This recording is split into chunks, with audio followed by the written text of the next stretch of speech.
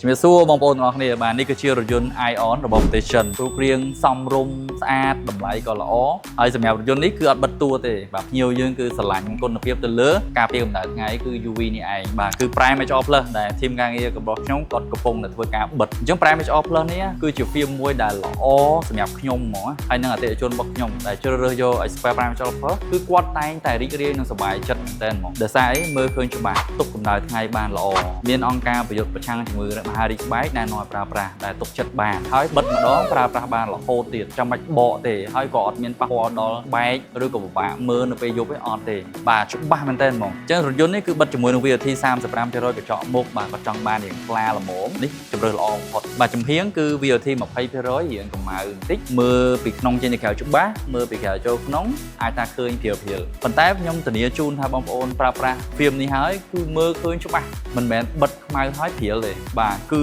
ច្បាស់ល្អមែនតើនេះគឺជាអត្ថប្រយោជន៍ល្អសំខាន់របស់ Excel ដែលធ្វើឲ្យអតិថិជនមិនថារថយន្តចាស់ថ្មីគឺនៅតែគ្រប់គ្រង Excel បាទសូមអរគុណ